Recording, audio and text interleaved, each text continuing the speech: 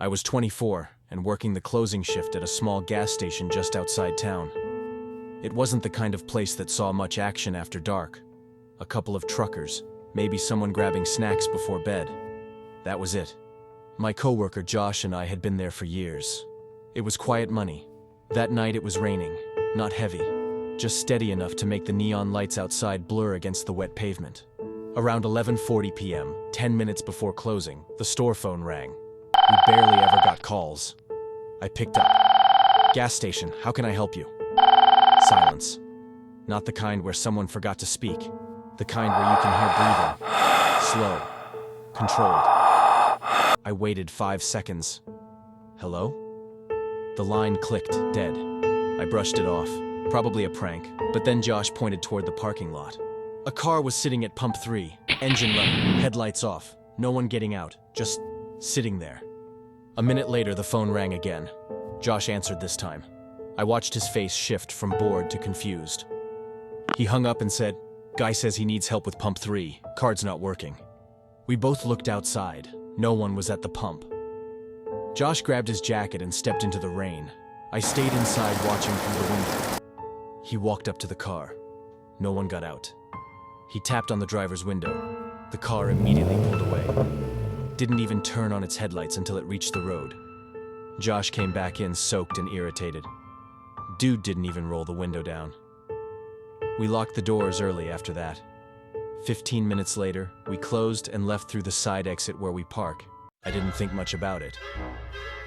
Until I turned onto my street and saw headlights behind me. Not unusual at first. Except every time I turned, they turned. Every stop sign, every corner. My stomach started tightening. I slowed down. They slowed down. I sped up. They kept distance, but never disappeared. Finally, I turned into my driveway. The car drove past. Didn't stop, didn't slow, just kept going. I sat in my car for a full minute before going inside. I was halfway through making a sandwich when I heard tires splash through puddles outside. Slowly stopping, right in front of my house. My blood ran cold. I turned off the kitchen light and moved toward the window. Same car, engine running, headlights off. I couldn't see inside. I grabbed my phone and called Josh. He told me to call the police immediately. While I was on the line with dispatch, I heard a car door open, then close. Footsteps on wet pavement, heavy, slow. They came up my driveway, across my porch, then stopped directly outside my living room window. The rain suddenly sounded louder than anything. I forced myself to peek through the blinds, just slightly. A man stood inches from the glass, hood up, face shadowed. But his eyes, they were already looking at me, like he knew exactly where I'd be standing. He didn't knock, didn't speak. He just smiled. Then he stepped back into the dark. No running, no rush, just gone. By the time police arrived, the street was empty.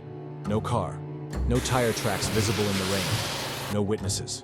They asked if maybe I imagined being followed. Maybe it was coincidence. Maybe I was tired. Maybe. But here's the thing I never told them. When I opened the store the next evening, there was a receipt printed at 11:42 p.m. Pump 3, paid in cash. And neither of us ever processed that sale.